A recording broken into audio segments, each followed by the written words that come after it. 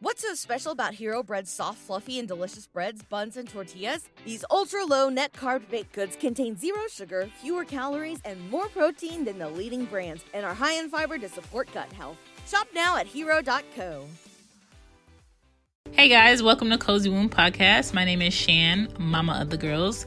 This is season 4.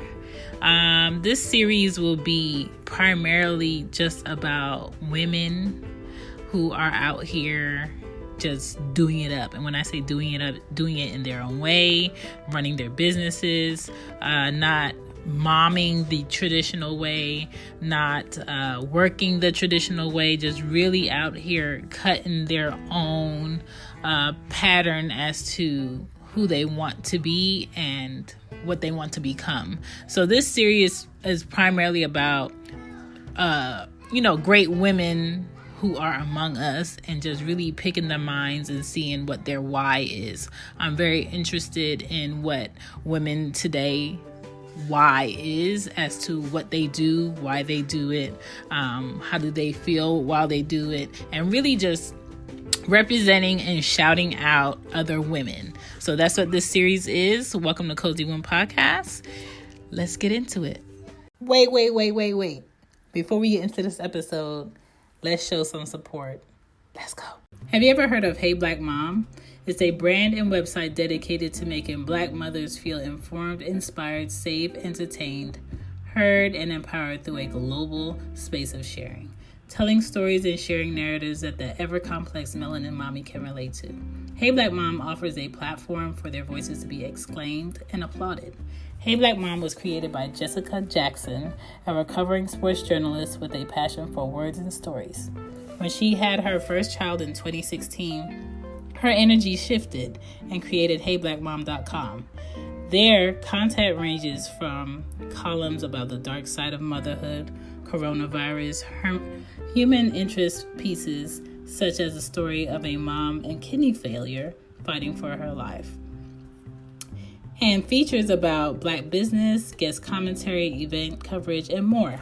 Visit the website to find out additional information about what Jessica is doing for us through storytelling. Be sure to subscribe to the email list, and while you're there, check out Hey Black Mom on social at Hey Black Mom. Jessica is passionate about the space she created and continues to develop, and hope you will be too. Thanks for checking out Hey Black Mom. Now back to the show. Here we go. Back to the show. Greatest women and the women that are out here really making a difference and going against the grain. And today I have a guest, Tennille. She is a creative outlet. She is a woman of many hats. She directs, she does a podcast, Them Black Mamas. You guys should check out. She's a writer, she's a director. And she's a doula mama and also a mama.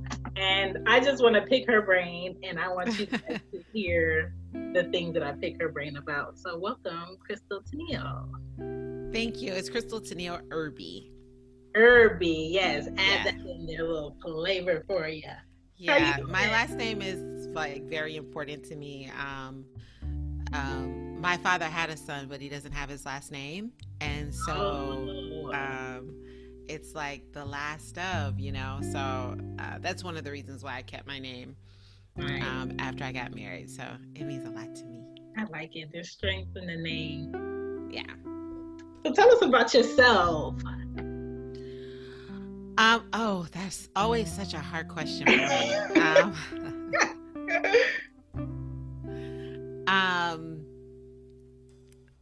There's so much, I feel like I've lived a very interesting life, a very good life, pretty much on my own terms. So whenever someone's like, tell me about yourself, I'm always like, deer in the headlights. But I guess I'll start, I'm a Southern girl, no doubt I'm a Southern girl. And the reason that I learned that is because I spent much of my adulthood outside of the South. So I was born and raised in South Carolina and went to college at Florida State for 4 years, graduated from there, lived in Atlanta for a year and then moved to LA for 8 years. So, Florida is the South, but I don't feel like it's like the South proper. You know what I'm saying? Yeah. Like Tallahassee is northern Florida, which is basically southern Georgia. Mm-hmm. So you feel a little bit of the South there, but like the deeper you go into Florida, the less it feels like the South. You know what I'm saying? Yeah. So that was like a nice mix. But that was really the first place where, honestly, I met Black folks whose parents weren't born in the United States. I was like, what? Your mom and daddy ain't from here? What? You weren't born here? So that really just like opened my mind, and really that was the place where I think I always knew that I was Black. Like my mom is like super Black and like never let me forget that. But that was when I really began to understand my culture in like an organized sort of way. And so, and really began to understand like what it means to be a Black Southern person, right? What age were you when you felt that? The exact age was, I was 18 years old, and I took a class called Psychology of the African American, taught by Dr. Naeem Akbar, who's like a renowned psychologist and Black, professor, like esteemed Black professor and well-known in academia. And he taught one class once a week at Florida State, and that was Psychology of the African American. That's like how in demand he was, like all over the country and everything, all over the world actually. And when I tell people, when I would tell people, yeah, I took this class, Psychology of the African American, taught by this professor named Naeem Akbar, people were like, what? And I'm like, okay. I didn't know it was like that. But it was really interesting because all of his books are written on an 8th grade level, but they're really like, they really gave me an understanding of Black culture like never before. Not just Black history, but like I said, Black culture, like as a thing, like Blackness as this organized, intentional thing that should be embraced. And also helped me understand systemic and institutional oppression, which, graduating from high school, I was like, people are shades of gray, and racism is just isolated incidents. And, I was just just didn't understand it. You know what I mean? Looking back, I can see that my mother was trying to teach me, but she was working against a very powerful system that I was being educated in. Mm-hmm. But, so that's definitely when I came into my Blackness, was definitely at Florida State. And when I moved to LA is when I got in touch with my Southernness. Like I realized like, oh, okay, you're a Southerner. Which is ironic because LA is West Coast, and it's kind of like, what do you mean you're just Southern? Yeah, being out of the South helped me realize that I was a Southerner. Like, I didn't identify as a Southerner when I was like, I'm Black. Like, we Black. Like, white people are Southerners. You know what I'm saying? But being out of the South, longing for home, like, the part of LA that I was in, like, had a lot of concrete, and very, LA is very tight. And I was used to space and grass and trees and seasons. You know what I mean? Yes. And like feeling within myself like this sort of loneliness, but having friends and not really understanding what that loneliness was rooted in. Yeah. And it was really rooted in land and geography. Like, oh, I feel like I can't breathe here. I have to get out of the city every couple of months. Oh, I miss the South. I miss openness. I miss land. I miss humidity. I miss seasons. I miss twanging tongues, And I mean, that's sort of an oxymoron for a Black person because, the South is where most of us were brought into this country.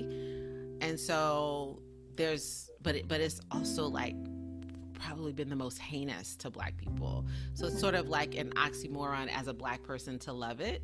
Yeah. But living in LA, I realized like I did, and that the stories that I wanted to tell were Southern stories, because getting outside of the South, you realize like how people see Black Southerners, and it's like, oh, that's how you see us, but you don't get it. Like, you don't understand who we are, and you have like this one-dimensional idea of who we are because we're being portrayed through a white lens. And so that just gave me a hunger to tell our stories more, and to just have such a great appreciation for being raised in the South, which if you would have asked me when I was in high school, I mean, my goal was to like get out as fast Always as to possible. get out and get away. Right? Yeah. And, and so now, living in LA just gave me a great appreciation for that. And LA is really interesting because so many people have Southern roots there. Like, oh, California in general, like, I feel like there's a direct line from like New Orleans to the Bay. You know what I mean? Or like from Texas to LA. Yeah. Like, everybody has like these Southern roots. They're like maybe 1 or 2 generations. Like, oh, my grandmother was from the South, or, like they have roots in the South. So that's sort of, I guess, my story, or about myself. Is your love of the South what got you into directing? And, No, that actually came, it's really interesting how that came about. So for most of my life, I was told that I would not most of my life, but most of my childhood, I was told that I'd make a great lawyer. Like to argue? No, because I was a good writer. I was smart. Yeah. And I could give a good speech. Like, I had the best Easter speeches. I did the welcome at church. You know what I'm saying? So it's like, oh, you could be a lawyer, And I had opinions about things. But I'm the youngest of 4 kids. So I respect the birth order. So I don't know if I argued a lot. I would say definitely not with my siblings. But, I could just, I think that was the thing. It was like, oh, she can do the welcome. She gives a great speech, lawyer, And so that's what I thought I was going to be until 9th grade, when it was 9th or 10th grade, whenever the Rodney King riots happened. Not Rodney King riots, but whenever the LA riots happened. Yeah. And as a result of the police being acquitted, the police who beat Rodney King. And I remember, like, my sister was watching it on TV, and I was taking a nap on the couch, and I remember waking up and was like, "Are you watching a movie?" Mm-hmm. And she's like, "No, there are riots in LA because the police who beat Rodney King got acquitted." And I was like, "What?" And it looked like a movie to me, and I had never felt, and I think that's sort of when things started clicking with me in terms of race. But it wasn't too much later that I put it all together. And I remember thinking in that moment, like, lawyers are supposed to be for justice. Like, they're supposed to be for justice. They're supposed to fight for us. They're supposed to win. I was a Perry Mason fan. Like, Perry Mason always made the person confess. Like, and I felt like, oh, the criminal justice system fails, and lawyers fail, and there's a whole, and that's when people began to talk about like a whole system at play, like these, like, the DAs and the defense attorneys. Like, no, it's a system. It's not like it's not good. It's not the lawyers are the good guys and the people who commit crimes are the bad guys. It's not like that. And I began to understand that, and it was like, oh, I don't want to be a part of that. Yeah. But what caught my eye, or what I remember, was thinking that it was a movie that I was watching, and how that transformed me. Like, that visual in that instant transformed me, and just began to think about over my life, like, when I would see things, the way that I learned things was in such a theatrical way. Like, I would see a movie and it would spark my interest in history, or I would watch a documentary and I want to know more about a person, and it was like, oh no, that's what I want to do. Like, like I wanna trigger people in that way, in the way that scenes trigger me. And so that's where my love for film and acting began. Yeah, that makes sense. Anytime I see that, that beating that he got from those policemen, in documentaries or just, people talking about it, it's a reminder that it doesn't matter how much evidence you have, so much in your faceness. Yeah. There is a system of ignorance will win. And that system that you want to be a part of is, maybe not even, I don't even know if, I wouldn't even blame it on ignorance, because ignorance seems kind of unintentional. Mm-hmm. Like, no, like this is an intentional system. Like it's intentional. It's very flexible. It's not very creative, but it's extremely flexible in how it can fit into spaces. Even when we think things have progressed, it's like, oh no, I just have to like shift my body. I have to just shift my system to fit into your progress this way, and boom, here I am again, white supremacy. And so I think you're right in terms of like, it seems like that always prevails, but what's important is the documentation, right? Like, because with the documentation we can say there was an injustice, but if we didn't have the documentation, we wouldn't be able to say that. And so that's why being a creative is so important to me, because I think the documentary, like, we know that there was police brutality before Rodney King, right? Like, we know that.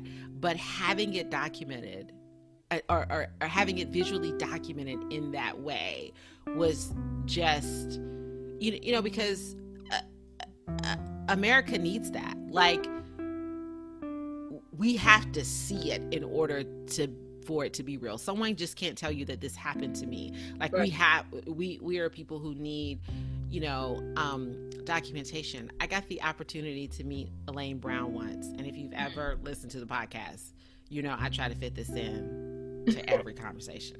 Elaine Brown, when I met her, because this is a life-changing moment for me. But she said to us, we were talking about the civil rights movement and like, oh, like we wish we was like back in the civil rights movement. This is like in the early 2000s. Like, I wish we was back in the civil rights movement where people care. We can't get people to come to Black Student Union meetings and like care and protest. And I don't know what we was protesting in the 90s in LA, but whatever. So, and she said, we were like, we want a real movement like you had. And she said, well, your movement ain't here yet. And we was like, what? We ain't got no movement. And she was like, she said, movements happen when technology collides with a movement that's already been in action. That's not, she didn't say that's when movements, she said that's when movements are catapulted. And she began to show us like the civil rights movement was 20 years in the making. But what happened was television came along. And television took those images of children being hosed with fire hoses by state officials, firemen and police, and took those images all around the world, showing America as a fraud. And that catapulted the civil rights movement. And it was new. The government didn't know how to control TV yet. And so that's what catapulted their movement, was a piece of technology came along that could be used to take images all around the world, or take information all around the world, and the government hadn't figured out how to control it yet. And she said, so you can have a movement that's 20 years in the making, but it won't be catapulted, it won't be ignited until a piece of technology comes along to do that. And so when she said that in the early 2000s, we was like, what? She's like, yeah, so, y'all just keep working, but, you not even count, y'all just keep working. It's like, okay. right? Yeah. And she said, and we were like, well, what do you think that piece of technology is? And it's so interesting because without hesitation, she said, it's going to happen on the internet. It's going to be a piece of technology on the internet because the government doesn't know how to control it yet. And social media was that piece of technology that catapulted the movement era that we're in now, right? And so whenever I think about like my work as a creative, I'm like, yeah, you have to document that stuff because that's the piece that catapults the movement. That, you know, documentation is what catapults the movement. You know what I always wonder with, you know, people who produce or direct things is how do you pick the stories to share? Because I think so many different cultures have so many stories to tell and so many great achievements that you always capture cinema and movies after movies making the same story over and over again in different perspective. But I feel like there's a chunk of stories that are not being told about great inventors, scientists, women, men, children that need to be shared. So, you know, so the new can come up, can stand up in it. And how do you pick the stories? I think the stories pick me. I don't think I pick the stories. I think the stories pick me. But I'm very specific about the stories that I want to tell and the type of work that I want to produce. I want to produce work about Black women, in particular Black mothers, Black mothers who are located in the South. You know, that's a very specific thing. And it's because, you know, those were the people who had the most impact on my life. I think that those are the most, for me, complex and intricate stories that, you know, haven't really been fully explored or lifted off the page, I would say. And so those things chose me, because I think that if you would have asked me when I was 18 years old what kind of stories I would want to tell, I don't think I would have known. I just be like, you know, I just want to act. I just want to act. I just want to be in something. I just want to act. You know, if you would have asked me when I was 21, I would have been like, oh, I want to tell stories about Black people, you know. And so it's like the more you learn or grow deeper within yourself, the more exact you get about the kind of stories that you want to tell. And those stories begin to, I think, come to you, and you don't go out like I don't think I go out like looking for a story to tell, like, oh, what's your story should I tell next? Like there are a million of them, like in my head, you know. The one story that I would love for someone to do is FloJo. I would love for somebody to do Florence. Who's brave enough to do it? I mean, because, you know, like FloJo and Fannie Lou Hamer. I mean, like what she brought to track, man, with those long nails and those outfits. It was like, I want to run track too. Yeah. I can't run 100 meters, but I want to run track. I want that outfit. You know what I'm saying? Like I love athletes that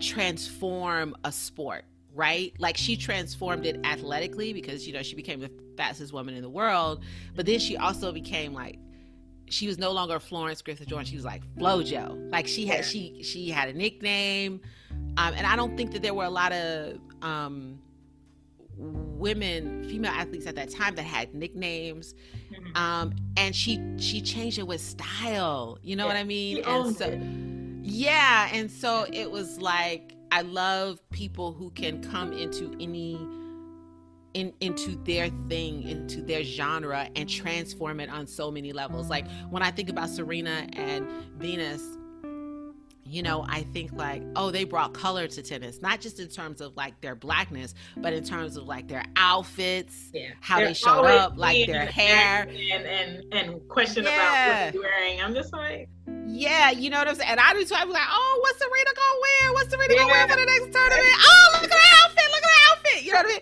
Or like her nails. I remember she had a necklace on and the diamonds fell out on the court and she started looking for the diamonds. I was like, you know what, Serena? You know what?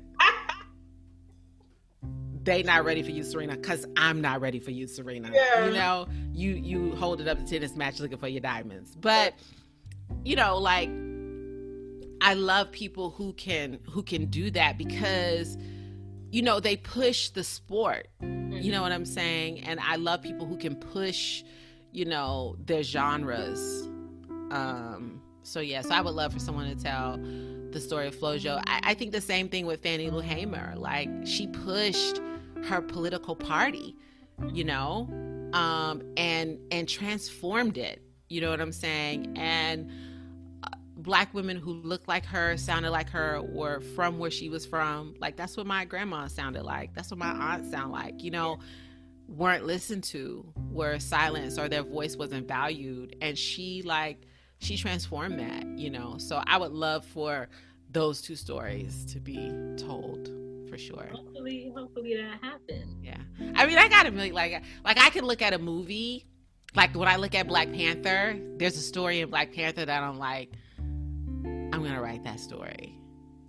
Or when I look at Creed, the movie Creed, I'm like, there's a Creed 3 that I need to write. Like, I never felt like they dug deep enough in Creed. I'm just like, I felt like in the first one they did. I felt like in the second one, I'm like, oh man, they rushed it. Oh yeah, I felt like, y'all missed some stuff. It was some stuff y'all could have did, and y'all kind of, because I felt like in the first one, I felt like he didn't take the easy way. Mm-hmm. But Ryan Coogler wrote the first one. He didn't write the second one. Mm-hmm. And I felt like he didn't take the easy way in Creed. And Creed is such a perfect movie on like so many, on shot wise. Like, I love movies where nothing is wasted, like shots, dialogue, music. Like there's music. There's like a through line with the scenes that they choose, like doorways and the way that they shoot close-ups, like lying on the floor, like he has a through line in his shot selection. You know what I mean? Or like these long shots with no cuts that remind me of Alfred Hitchcock. Like, it's like a great movie. And I felt like in part 2, I was like, oh, let me write a script and try to get it around Coogler right quick for number 3. Right. But yeah, I didn't feel it went deep enough. But I love Black Panther. There's just a story there that I think that I saw, that I told a friend about, and she was like, yeah, man, yeah, that's it. And I was like, yeah. But that's it's actually a treatment for that on my computer. And I'm like, okay, this is gonna get to him somehow. But yeah. So you like to hear about people's stories. Absolutely. You like to write stories. Mm-hmm. So there's a part of you that likes to be within the story, and that is you being a doula. Talk to us about you being a doula. Yeah, oh, that's interesting. Like to be within the story. I never thought about it like that. I like that. Because doula work for me is like being in the midst of one of the most powerful, transformative, creative experiences that takes place. That like it's like pure creativity, because the person controlling that whole experience has never lived, has never existed. Yeah. Like, and we're, it's interesting. I think that we try to know so much about that person in the womb, and like, what are they doing? What are they thinking? What's going on with them? We got to know. And still, we've only touched the surface. Like, still, we still can't get it exact. You know what I'm saying? Because every person is in there in a different way, for a different reason, for a different purpose, and will come through the womb or not, in their own time, in their own way. And so it's just like pure creative energy. And so I hold that. I as a doula, like, to be in that space is to just feel pure creative energy. And I think that's what I search for in my work too, like that rawness, that I don't know another way, but it's like just sheer and uncut and pure creative energy, where you are trusting what's happening and what's being created, that no matter what the outcome is, you're trusting, the process. So, that's how I approach my work as a doula when I'm in the birth room. And for me, I think being in the birth room is my gift. I think every doula has a certain aspect that, like, that's that thing, like, oh no, I do that shit good. Like, that's, and so being in the birth room is it for me, like I feel like that's where I shine, as a doula. And I got into the work because my birth experiences were very traumatic and disconnected me from my body. And so I got into the work to make sure that Black birth persons stay in connection with and align with their bodies throughout pregnancy, labor, and postpartum, so that they can experience that sheer creative force and energy, and hopefully it can, like, catapult them, and hopefully it can be a place that, hopefully it can be a catalyst to expand their being and not contract their being. Because so many times when we think about motherhood, we think of it as a contracted experience for the mother. Like, I can't do this anymore and my life has changed. And so I think that as a doula, I have the opportunity to say, yes, your life is transformed for sure, no doubt. But this is an opportunity to look at it as a creative expansion and what these things can add to your life instead of what it can take away from your life. And even though I know that the current system we live in is not set up for motherhood in that way, I think that we have to do all we can as birth workers and as mothers to push back against that so that we can transform the way we see, talk about, and relate to motherhood. I hope that makes sense. Makes perfect sense, especially for me, where I've had my own 2 different experiences of giving birth and carrying a child, and things are different, you feel different, and then you too.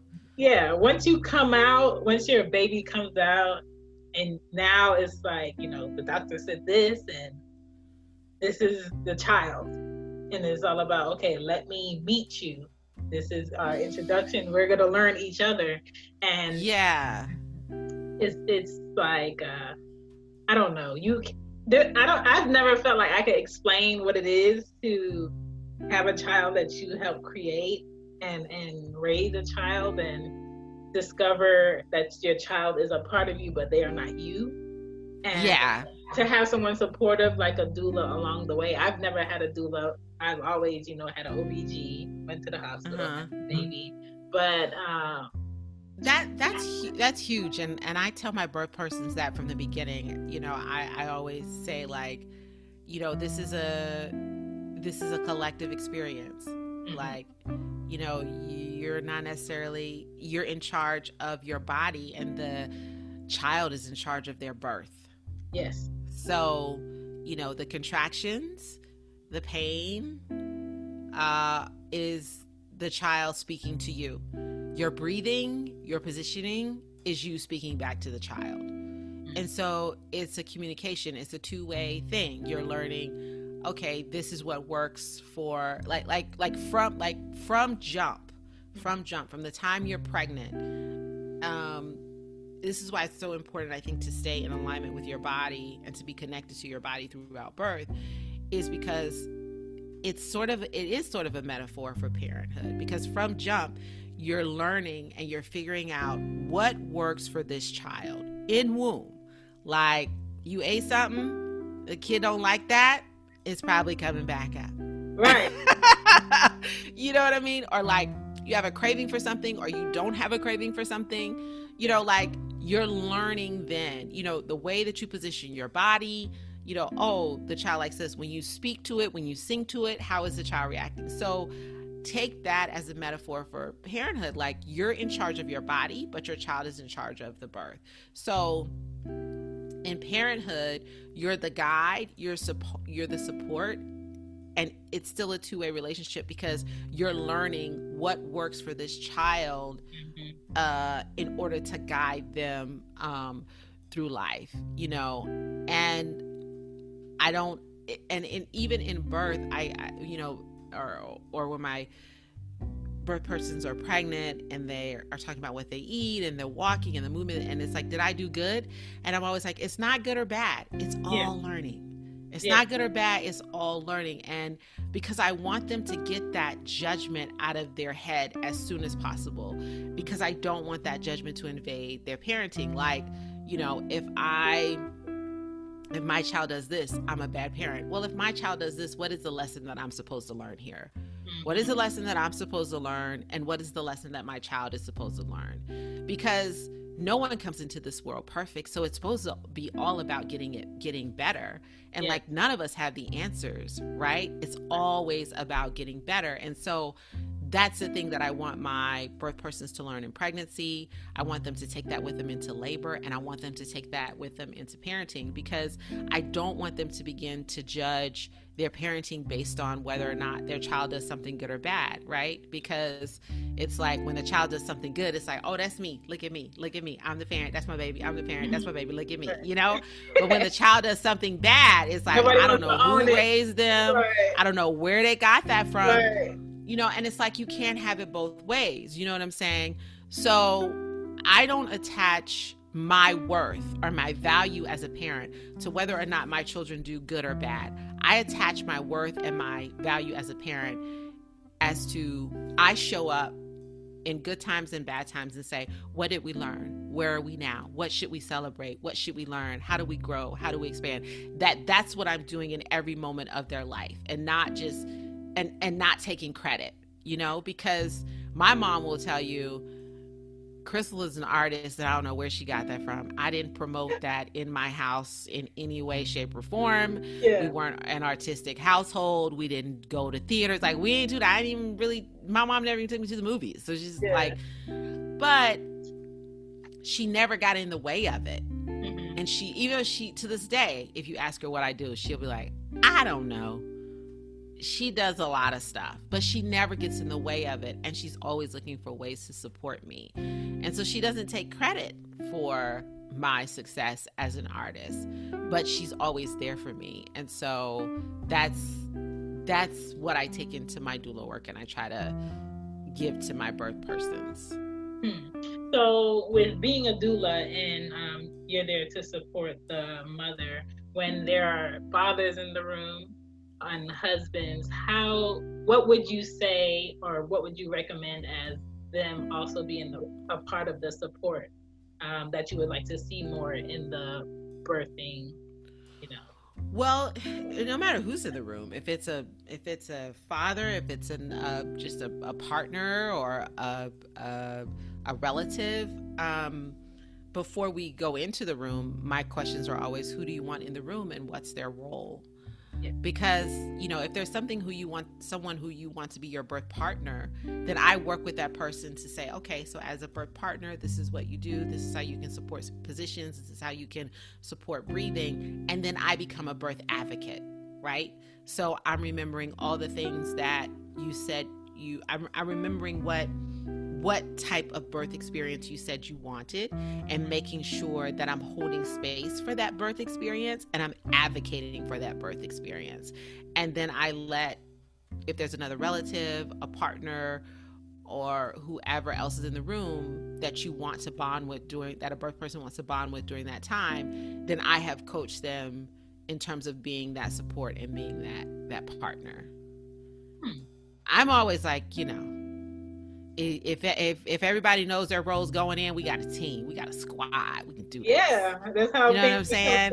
So I'm not territorial with that. I'm like, oh, okay, you want your partner in the room, you want your mom in the room, your cousin in the room. Okay, let's go. So what do we want to do so that we're all working together once we get in there to create this beautiful, creative, transformative experience. Right. So with all that you do, when did you feel, or when did you know inside that you were great at what you do? Like, when would you say?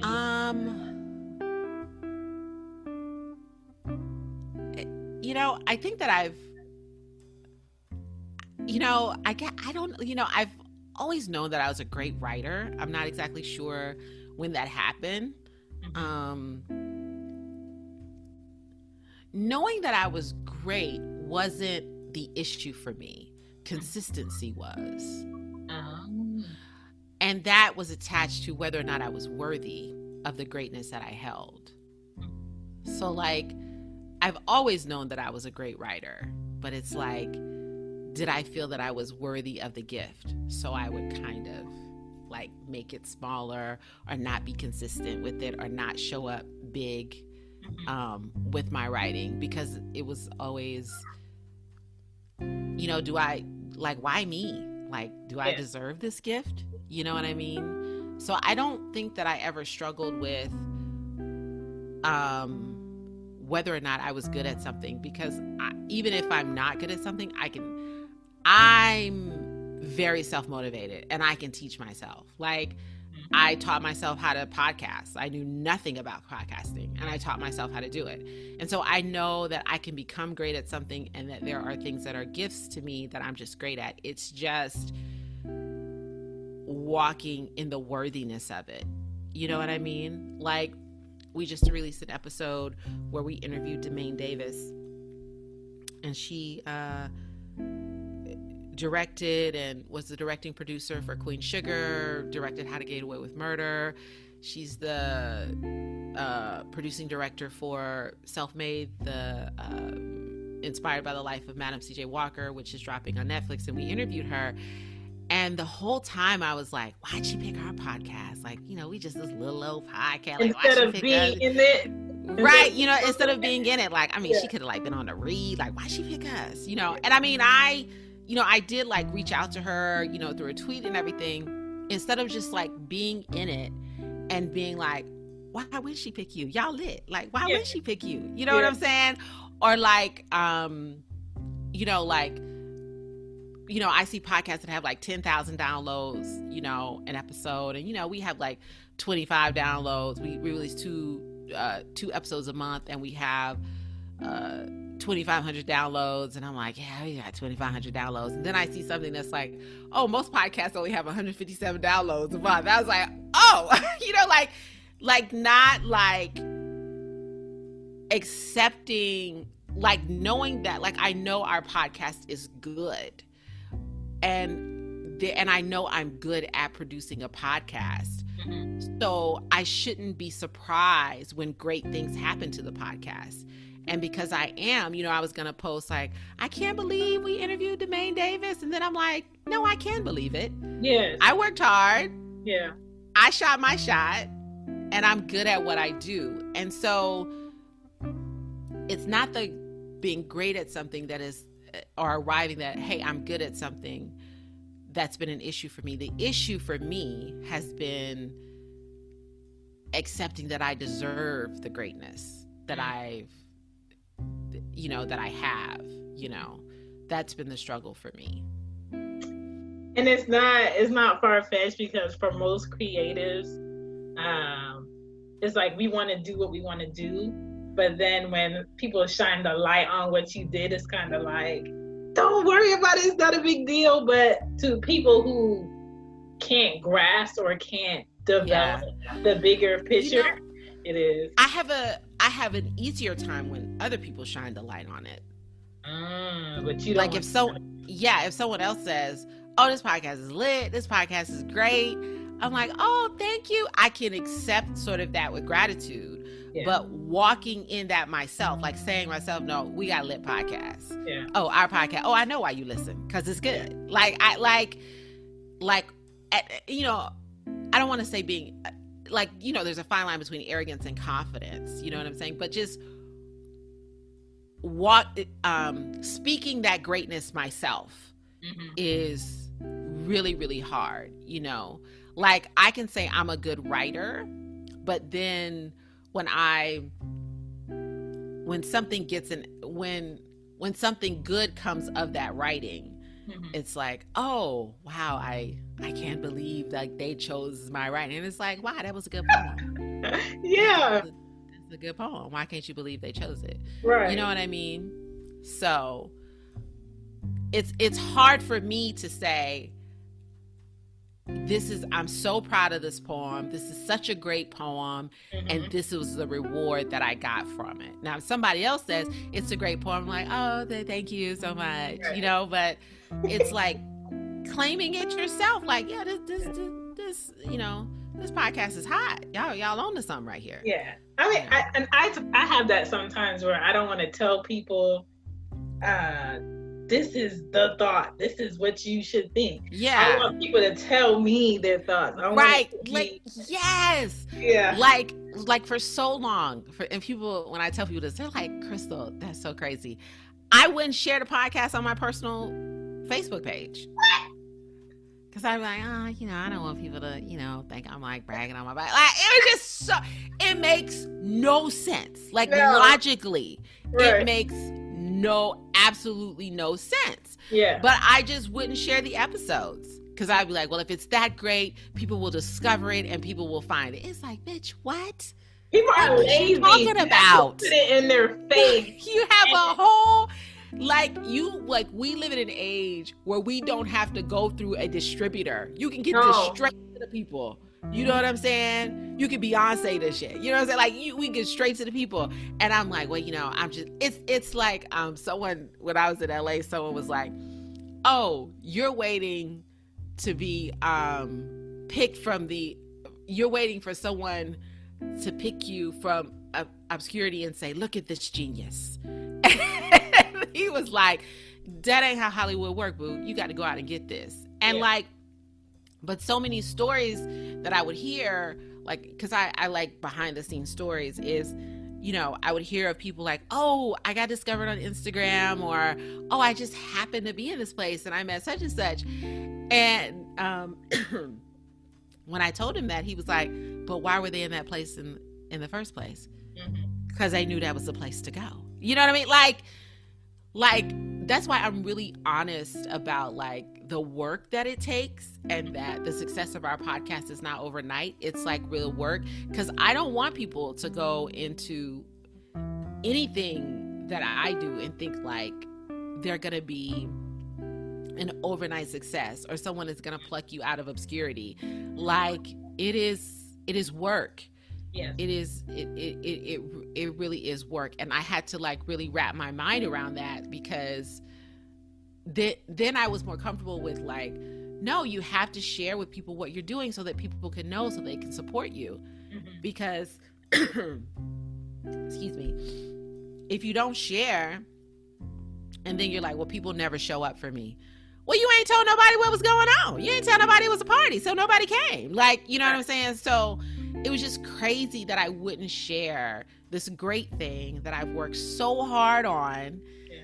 And it takes so much of my time. I was like, I'm not going to share it. I'm just going to, you know, people just will discover it. And it's like, that's so crazy. Like, these people want to support you, you know? So why wouldn't you show them, you know, what you're doing, or share what you were doing? And it's honestly because I felt like, well, if it's that great, then someone will discover it. And it's you never know what you're doing or what you do that opens up a window or a connection for something else. So if you're closed with it, it's kind of like blocking all of those connections. So, but that was that thing of like being afraid to walk in my own greatness. Like I was fine if other people shared the podcast and said it was great, but walking in my own greatness is me sharing the podcast and saying it's great, you know. So yeah. So talk to us about the podcast. Like, how did you start the podcast, or why did you start it, and who are the other women? Okay. So the podcast started fall, like late, like December 2016. We don't even say December 2016. We say basically 2017. But for like a year and a half, I had been in this mom group, and I thought we just had these great discussions, and I was like, God, this should be a podcast, man. We have some great discussions in here. Yeah. And so I talked to my two dearest friends, Pia Monye and Nikisha Killings, about doing a podcast. And they're like, yeah, sure, okay, figure it out, we'll do it. So I was researching it and figuring out how to do it, and I was like, okay, we should like launch in 2017, like late 2017. We should launch like after we figure this out. And they were like, okay, sure, we'll do it. And then 45 got elected, and they was like, we need a podcast because we got something to say, some shit to say. Are you telling me over 50% of white women voted for this? No, we got some shit to say. And so we started the podcast, and our first episode was about our reaction to the 2016 election. And we didn't even really we knew that we weren't just going to talk about politics, but it was basically like, I don't even remember what our first description was, because it's so different from what it's so exact now. I can't even remember what the first one was. All I know is like it had Black Mama Magic in it, because we came up with that term based on Black Girl Magic, and we asked the woman who created Black Girl Magic if we could use the term Black Mama Magic and how she felt about it, just to be respectful of what she created. And she was all for it. And that's all I remember, that we had Black Mama Magic in it. And we wanted to use the podcast to show our work and see. Now it totally doesn't even make sense that I would share it on my personal Facebook page, because the purpose was to use our podcast to promote the personal creative work that we were doing, like our own creative work. So it's crazy that I wouldn't share it on my personal page. But anyway, that's why it started. We wanted to make sure that people knew what they were listening to, because I firmly believe like Black people want to know what they're getting into up front. And I go see all types of theaters, and I go see all types of theater, and I watch all types of movies. And so, if there's a movie called, Tyrone Cheated on Me, I know what I'm getting into. If there's a play called, My Man Ain't Right, I know what I'm getting into. You know what I'm saying? And I can decide for myself whether or not I want to take my time and spend my money on that, right? And, I just wanted it to be quick and to the point. Like, this is who, podcasts are very exact. Like, this is who this is for. And so we for sure wanted it to say Black Mamas. Like, this is for Black Mamas. So we wanted that in the title. And then there was an argument over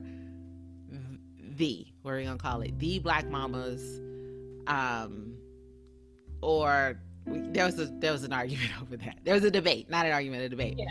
And so I was like, as a nod to African American vernacular, how Black people, how Black people can create how Black people can create culture, like bend culture, bend and fold culture and make our own culture. And we've created a whole dialect that people pillage off of and use. And so I wanted to do a nod to that, and also to say that this is not through the white gaze, this is not through the white lens. And I felt like that would be a nod to that. So I wanted to call it Duh Black Mamas. And Thea Monye was like, that's so 90s. People gonna, be like, who are these old chicks? Because that's so 90s. Yeah. And Nikisha was just not having it at all. Nikisha was just like, oh my God, I just don't think we should be saying duh. And so I was like, I want people to know that this is Black as fuck. Like, that's what I want people to know. And I really want people to understand that this is not through the white gaze, and I want them to get that from jump. And so Thea was like, dim. And I was like, yeah. Nikisha was like, no. And so we were like, okay, Nikisha, you got another title? And she's like, well, I can't come up with anything for now, so temporarily we can be called Dim Black Mamas. And so it just stuck. People got it. People loved it. Every once in a while, we get someone who's like, oh, does that stand for Democrat? And we're like, no, it's a nod to African-American vernacular, to our ancestors, and to say this ain't for white people, and we ain't looking through the white lens at what we do. It's for us, by us, and about us. So, and that's how we got started. And now from there, we do talk about politics, but not in a obsessive way, but in a way that says, we talk about the politics of Black culture and how can, like, analyzing it to see how we can push the culture forward, how we need to evolve, shift, and heal, and use creativity and joy as a way to do those things. So if somebody was like, I'm looking for a podcast to listen to, what would you say the gist of your show is, with the different episodes and everything? We answer all the questions that your mama won't. We answer all the questions, talk about all the things that your mama won't and don't, at least not in front of you. And we're 3 Black creatives raising free children in an unfree world while chasing our creative dreams. So if you're creative, if you're interested in liberation, not just for yourself, but for your children, and if you want it raw and real, then we're the podcast to listen to. The other thing that I would say is, we don't focus on the children. I think that a lot of podcasts about mothers, or a lot of podcasts that center mothers, focus on the children and not on the mother's experience. We are really, really focused on our experience as mothers, as Black mama creatives as well. Because for me, I feel like I can only talk about what my experience is like as a mother, and what my children are experiencing in relationship with me is their story to tell. And I don't want to co-opt that story. Right. And so I think that's what sets us apart, is that we do talk about our children, but we don't speak for them. We speak our own experience and how motherhood is shaping our experience in this world as Black mothers and as Black creatives. I like that. I listen to the episode, and when I hear some things while I'm driving, I'll screenshot it, I'll share it. I don't know if people are scared to know. I don't know if people are scared to find out. I don't know if people are scared to identify with, oh, that I done that too, or I experienced that too. The information is out here, and as long as creatives are willing to share it, I feel like the answers are in our ears, ready to listen. So I just try to share whatever I come across that's really good. For you, how would you describe motherhood in like 2 words? Oh, greatest teacher by far. Yeah. I don't know. I always say, I don't know if my children will be my greatest accomplishment or the greatest thing I ever do. I don't know about that, but they are by far my greatest teachers.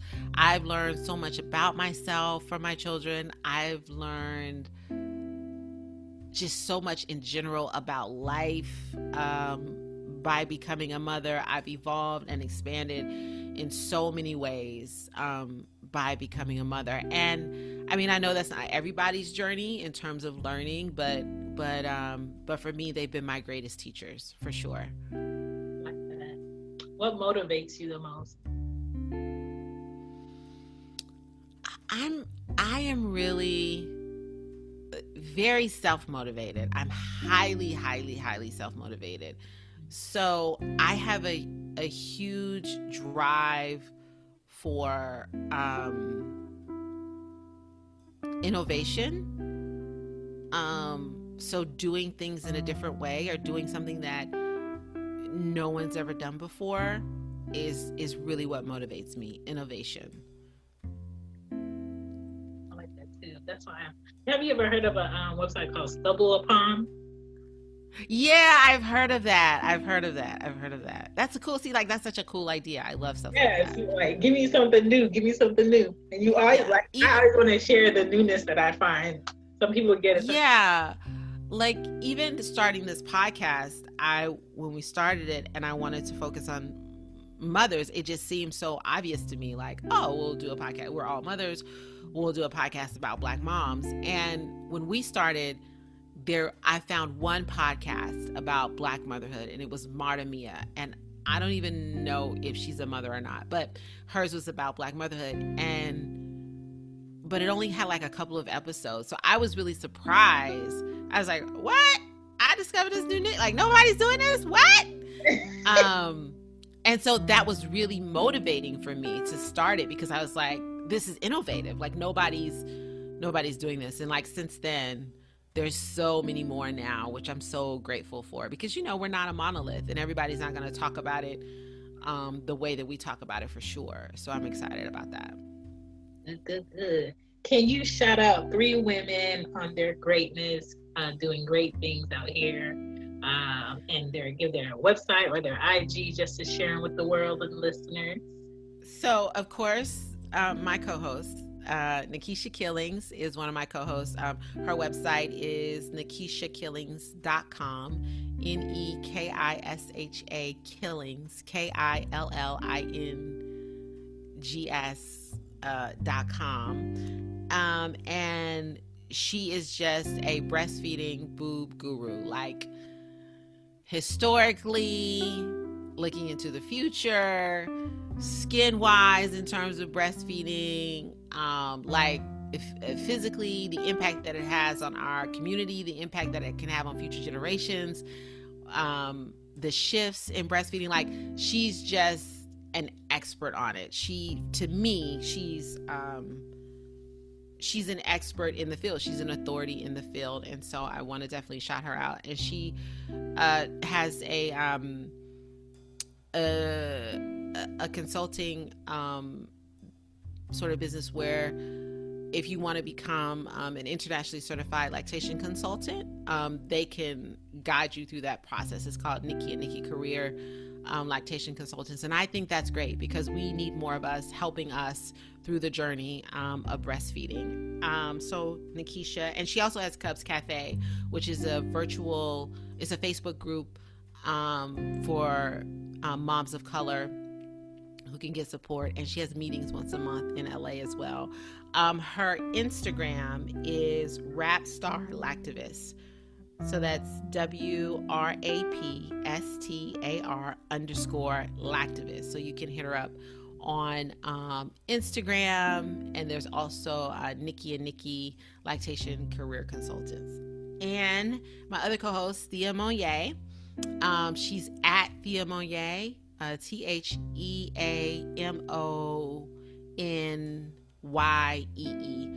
across all social media platforms. And Thea both of them are writers, creatives. Thea is also a licensed marriage and family therapist.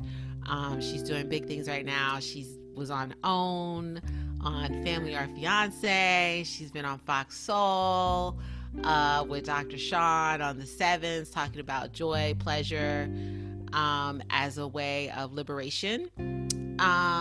And she has some other stuff coming down the pike, but like they're doing great things and they're doing big things. And her website is theamonnier.com. Oh, and she also just she's a GoDaddy maker. And so she's been doing like this whole campaign with GoDaddy. Hey. Yeah, so they're doing amazing things. And then I have to give a shout out to my coach, who's helping me through my journey and helping me walk in my worthiness and embrace it fully. Precious Bibbings. And she's at Hello Coach P.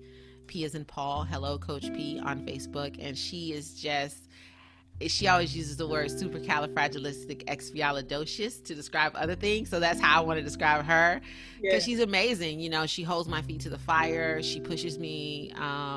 She helps me expand. And so she's just a great, great coach for me.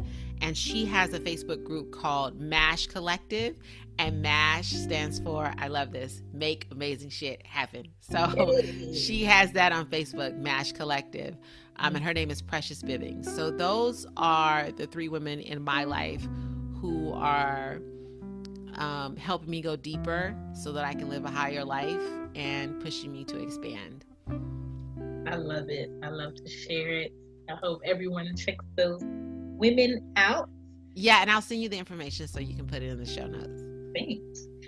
What would you like to see for women in the next 5 years happen that's on a positive tip? Oh gosh, what would I like to see for for Black women? That's all I can really speak for.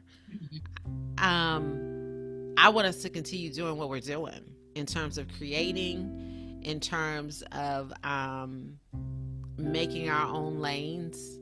That's what I want to see us doing. I mean, right now it's the best of times, the worst of times, it's the best of times and it's the worst of times. I think creatively, artistically, and just watching us carve out our own paths is amazing to watch. But it's the worst of times in a lot of other ways in terms of systemic and institutional oppression. So I would like to see us continue to create our own paths, create things for us, by us, and also there's this whole movement of reclaiming joy, reclaiming pleasure as an aspect of liberation as well. Healing, all of those things, and not in some fluffy frou-frou way, but in like real concrete, in real concrete, tangible ways. So that's what I like to see us continue to do. Or in 5 years, I would like to see a Black woman have her own studio. That'd be great. Like on a Tyler Perry tip. I don't know if I want. I mean, his studio is ginormous. I don't even know if it. I mean, it's near me. Yeah, it's ginormous. I don't even know if it has to be that big, but I just know I would love to see us have a space, like that. Yeah. Like a women's school of creatives. I would like to see that. Yeah, I think Ava's on her way. For sure. She didn't feel excited for the project. Yeah, for sure. Ooh, she's in it. I know it's gonna be good. I think Ava's definitely on her way to that. What is your favorite quote? Oh, after civilizations fall, art remains to tell the story. That is all fact. Yeah, right? Yeah. I think now we have the information and we fight to say what is truth, because people still try to overcast it with lies. So, yeah. But I mean, when I think about because all empires fall, no doubt. But like when I think about the pyramids, right? And how, people think of hieroglyphics as like mathematic, but I think of it as like, it's like science, math, in an artistic form, because those things tell a story. Those hieroglyphics tell a story. And so that civilization is long gone, but there's something there to tell the story that we're still trying to learn from, that we still can't fully figure out. I think that's I think that's beautiful. Yeah, history and art have always been like my go-to subject. And I remember learning about Pompeii. What? Yeah. And when dictatorships begin, the first people they come for are the artists. They come for the artist. If you look at South Africa, they came for the artist. So I think about that a lot in terms of like what I'm creating. And, they get rid of the books. They get rid of certain books, and certain books are banned, Because so I know people don't. Once you see it one way, you can't unsee it. Right. And, that is the way that's a very powerful way to interpret the world. If you look at Beloved, I knew about enslavement. I understood it, but Beloved tells the story of enslavement. Like, this thing was so cruel that this woman would rather her children die. She'd rather murder not even that her children die, but she'd rather murder them than to see them go through it. Like, it was so insidious that it was easier to set them free through murder than to set them free by running away. That's, a history book can tell me people was on the auction block and all that, but that tells me that's cruelty on a whole. When you can bring someone to that's cruelty on a whole another level. Yeah, I agree. So where can the people find you? Tell the people how to find you. So people can find me at Crystal Tennille Irby on Instagram.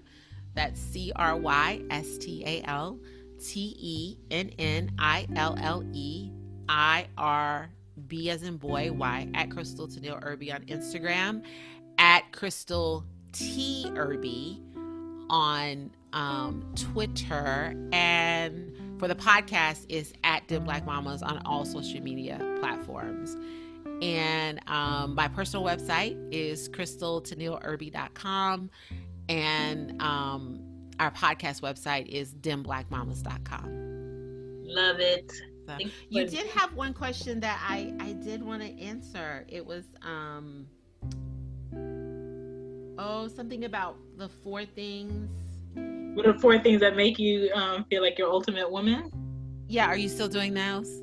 Come on. Doing that one? Okay. So the 4 things that make me feel like the ultimate woman. Number 1 is meditating, because I have a resistant spirit.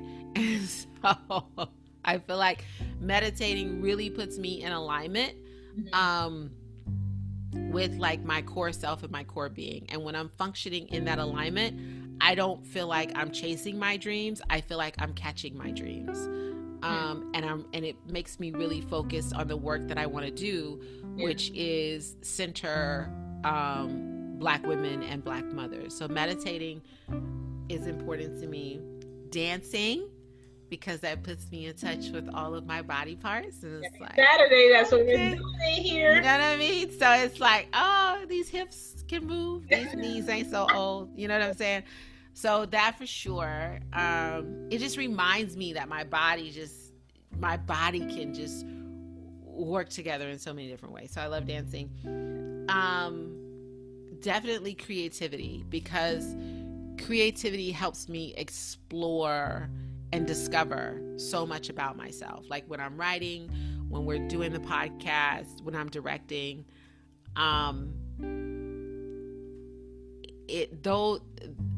it really just helps me discover and expand. And so I learn more about myself as a Black woman,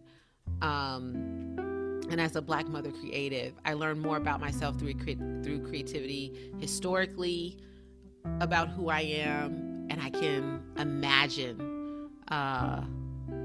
futuristically what generations of people like me will be like. And the last one is my C-section scar. So every day I put frankincense and myrrh on my C-section scar because for so long I resented it. Mm-hmm. And now it's sort of like I cherish it and take care of it. And I want to lift the vibration of that space on my body and take the resentment away. And it's proof that this body showed up for me, and it continues to show up for me each and every day, even though, you know, my births didn't happen the way that I wanted to happen. My body still showed up. My body still gave. My body still gave something. So those are the 4 things. I like that because a lot of women, after they go through labor, they feel like their body is supposed to be like what they see on TV or what they see in magazines, and that's your body that helped create a child and bring a child here, and it's like you should love it. So I love that. You should love it. You should honor it. You should hold it, give it space. You know, make amends with it. You know, that's what the frankincense and myrrh are for me. Like, it's making amends with my body. I love it. Well, thank you for doing this episode with Cozy Womb. Thank you for calling me back. Thank you for having me back. You know, I wanted to do it so bad because I'm like, I love the name Cozy Womb. I just want to be on it. Thank you. I love it. And this is my first. Bye. Bye. What's so special about Hero Bread's soft, fluffy, and delicious breads, buns, and tortillas? These ultra-low net-carb baked goods contain 0 sugar, fewer calories, and more protein than the leading brands, and are high in fiber to support gut health. Shop now at hero.co.